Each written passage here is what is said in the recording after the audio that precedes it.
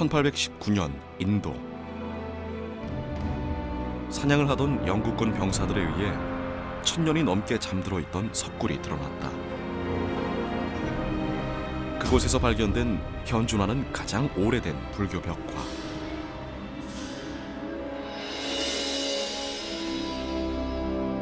인도에서 기원한 사찰 벽화는 불교 전파에 따라 동북, 동남아시아로 전해진다.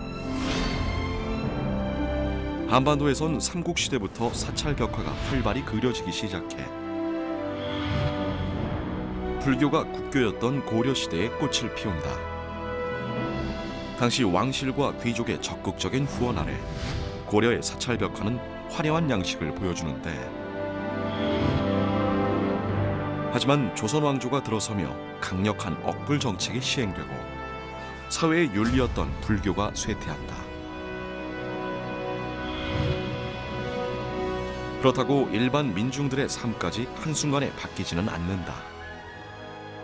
불교는 사회 전면이 아니라 이면에서 활동하는 민간 신앙의 성격을 띠게 되고, 사찰 벽화 역시 민중의 바람이 담긴 양식으로 변화한다.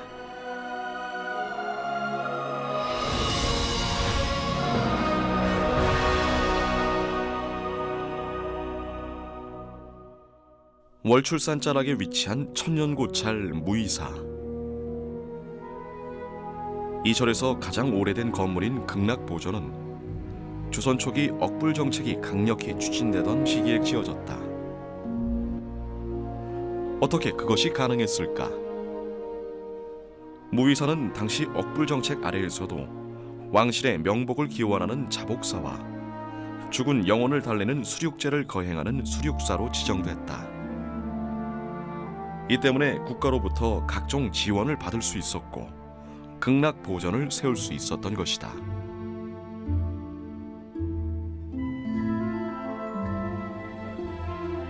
극락보전 안에 있는 국보 제313호 아미타 삼존 후불벽화 역시 무이사가 망자들의 영혼을 달래고 극락왕생을 기원하는 수륙사였던 것과 관련이 있다.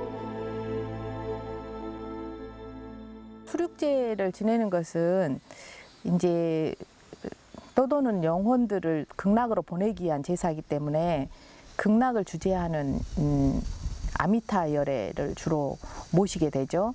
그래서 후불벽에도 아미타 열애하고 협시보살인 관음 지장 이렇게 세 분을 모시게 됩니다. 그리게 돼요.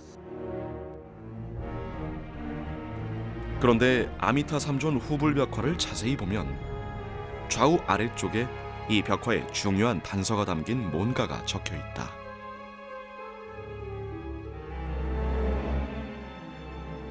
벽화 아랫부분 좌우측 하단에 이렇게 화기가 쓰여 있는데, 그 화기는 1476년에 3월 1일에 무량수열에 관세음 그리고 지정보살을 그린다고 되어 있고, 그 대시주자가 허순 그리고 전 아산현감 강질이라는 사람이 이제 쓰여 있고요. 그리고 그 외에 뭐 개똥이라든지 또 구월이라든지 이런 그 지역민들의 이름도 보이고 있습니다. 민중들의 이름 없는 지역민들의 시주를 통해서 이제 벽화가 조성된 경우라고 말씀드릴 수가 있겠습니다. 벽화에 그려진 아미타 삼존의 위치 역시 고려시대 귀족 중심에서 조선시대 들어 민중 속으로 들어온 불교의 변화를 보여준다. 고려시대 불상이 아미타 열애를 크고 높이 위쪽으로 상단에 그리면서 아래쪽에 두 보살을 작고 낮게 묘사를 해요. 고려의 불교를 주도하는 세력이 왕실이나 귀족이었다면 그 사람들이 선호하는 그런 그 위계의 질서라든지 그런 걸 표현한 고려 불화와는 달리 조선 시대에는 불교가 정치적으로보다는 대중들 사이로 널리 퍼지는 그런 양식을 택하기 때문에, 그런 쪽으로 발전을 하기 때문에 불화 부처님을 중심으로 모든 성중들이 둥글게 둘러싸는 그런 형식으로 변하는데, 그런 그 사회적인 불교의 상을 불화 안에 잘 드러나고 있다고 생각이 돼요. 또한 무이사 아미타 삼존 벽화는 불상을 모신 주불전 뒤에 그린 벽화 중 현존하는 가장 오래된 것이다. 장식용이 아닌 예불의 대상이 되는 벽화로 그 가치가 더욱 높다.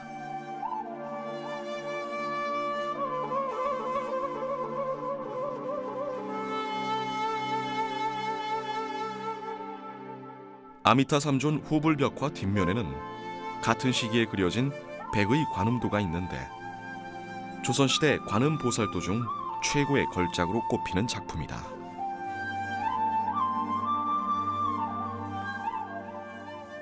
관음보살님은 우리가 세상의 중생들이 고통받고 시름받고 있는 모든 이들을 관세음보살님은 세상의 소리를 듣고 당신이 친히 오셔서 우리에게 고통으로부터 사라지게끔 해준다는 신앙입니다. 그래서 우리가 가지고 있는 고통이 어떠한 고통이든 관세음보살님은 그 모든 것을 섭수하시고 전부 다 갈망해 준다 해주는 뜻입니다.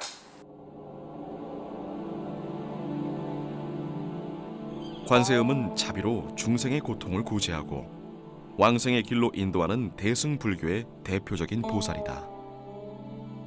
특히 무이사 벽화에 그려진 백의 관음은 깨달음을 상징하는 흰색 옷을 입어 중국 송나라와 원나라 시기 선승들의 불화에서도 선호하는 주제였다.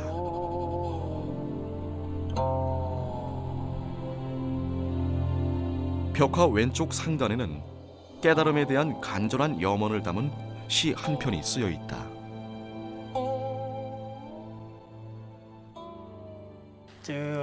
해양고절처라는 것은 저기 모든 번뇌망상이 떨어진 곳에 관세음보살이 있는데 그곳에서 우리가 기도를 할 때 관세음보살님을 만나기를 원하지만 진정으로 만나는 것은 내가 스스로 깨우침을 얻고자 한다. 그래서 마지막에 만월용 깨달음을 얻기를 바라는 것이다. 이런 뜻으로 해석하면 좋겠습니다. 특히 이 그림에서 흥미로운 부분은 좌측 하단에 있는 노승의 모습이다. 일반적인 불화에서 깨달음을 구하는 선제 동자가 있을 자리에 노승이 관음 보살을 향해 합장을 하고 있다. 노승의 모습은 굉장히 고전적이고 관념적인 인물, 선제동자를 대신하는 굉장히 현실적인 인물로 보여집니다. 원래 선제동자가 화엄경에서 그 보살행이 무엇인지 알기 위해서 이렇게 길을 떠나는데 그리고 마침내 이제 깨달음을 얻었던 그런 청정한 순례자입니다.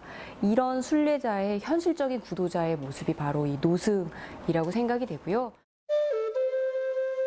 고려와 조선 불화의 과도기에서 당시 변화된 시대 상황과 현실을 반영하고 있는 무이사 백의 관음도 이 아름다움 뒤엔 조선시대 승육억불이라는 차가운 현실 속에서 깨달음의 세계로 중생들과 함께 가고자 하는 깊은 뜻이 담겨 있다.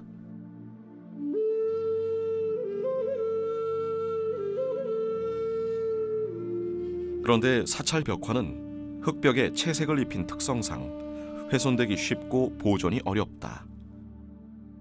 이 때문에 소실될 경우를 대비해 모사도 제작이 이뤄진다.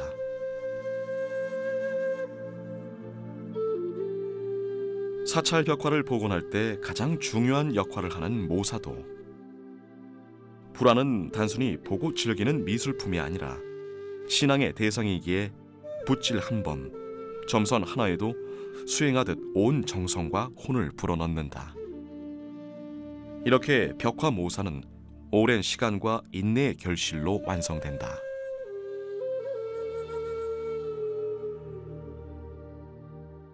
이 모사를 통해서 옛 선조들의 지혜를 다시 한번 엿볼 수 있는 그런 중요한 일이라고 생각이 됩니다. 더구나 이 종교화라는 것은 어떤 그림을 잘 그리고를 떠나서 정신적인 측면, 그리고 수행적인 측면들이 다 같이 이렇게 균형을 잘 이뤘을 때 보는 사람들로 하여금 감동을 주기 때문에 그런 측면에서 굉장히 다시 가치가 있다라고 생각이 되어집니다. 임진왜란 당시 의승들의 훈련 사찰이자 지휘 본부였던 호국 사찰, 흥국사. 이곳에서도 보물로 지정된 조선시대 관음보살 벽화를 만날 수 있다.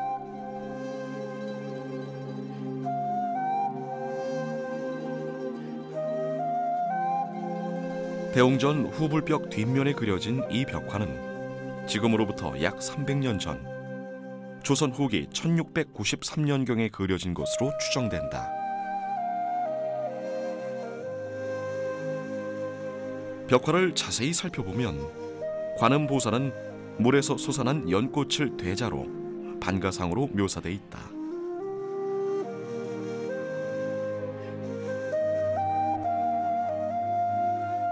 무의사 벽화에 관음보살이 서 있는 것과는 또 다른 모습이다. 그리고 무의사 백의관음 벽화에서 노승이 있던 자리에 선제동자가 그려진 것을 볼 수 있는데 까치발을 들고 합장하는 모습이 무척 역동적으로 표현돼 있다.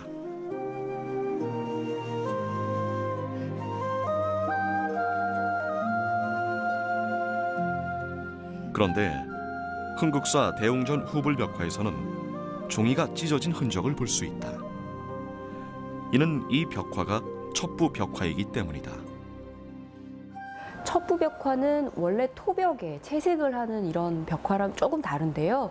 벽에다가 한지에 그려서 이렇게 벽에다가 차곡차곡 붙이는, 여러 겹 발라서 이렇게 붙이는 벽화이고요.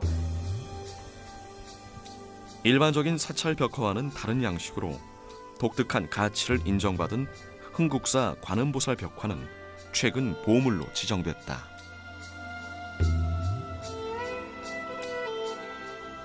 흥국사 관음보살 벽화와 함께 지난 6월 보물로 지정된 또 하나의 관음보살 벽화가 이곳 보성대원사에 있다.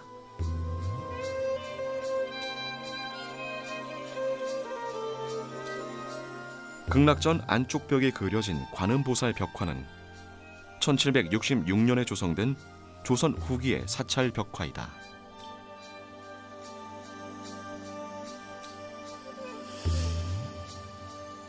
관음보살 벽화가 그려진 서쪽 벽 맞은편, 동쪽 벽에는 달마대사 벽화가 대칭을 이루며 그려져 있다. 이 벽화에는 팔을 잘라 제자가 되기를 간청한 해가 스님과 스승 달마대사의 이야기가 그려져 있다.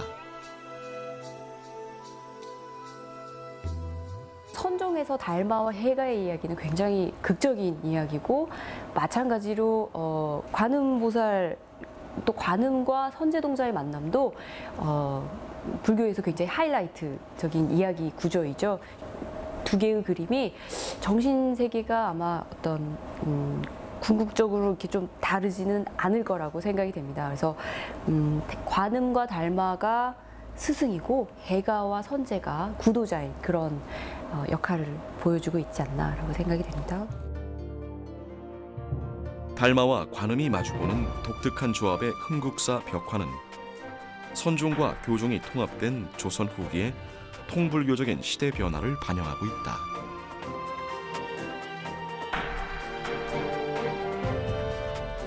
이처럼 사찰 벽화에는 당시 사회의 변화와 그 속에서의 민중들의 바람이 고스란히 담겨져 있다.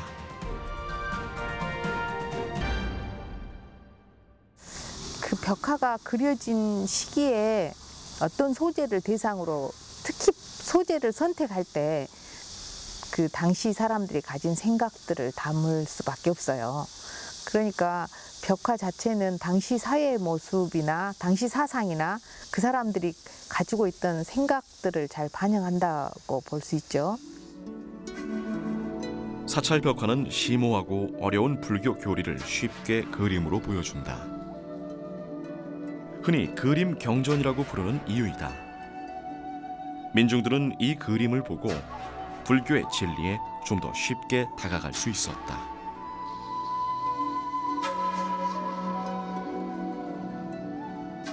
불교가 전래된 이래로 사찰 건축에서 벽화를 통해서 부처님의 가르침을 전달하고자 했고, 또 교훈적인 얘기를 통해서 우리가 깊이 있게 또 알지 못했던 그런 내용들을 가장 핵심적인 그림을 통해서 전달하고자 노력을 많이 해왔습니다.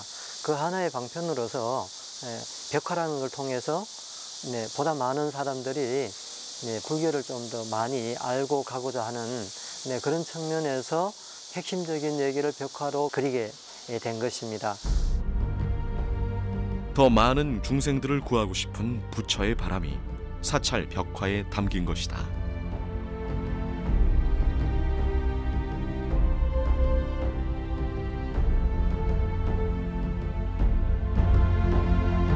우리는 사찰에서 많은 것들을 만나게 된다. 장엄한 불상, 긴 세월을 견딘 석탑, 수려한 전각까지. 하지만 이와는 달리 무심코 지나치는 것들도 있다. 사찰 벽화가 바로 그렇다. 그 어떤 장식보다 오랜 역사를 지닌 벽화에는 부처의 가르침이 담겨 있고 깨달음과 구원을 향한 많은 이들의 간절한 염원이 깃들어 있다. 당대 불교의 교리이자 시대의 산물이기도 한 사찰 벽화는 소중히 지켜야 할 우리의 보물이다.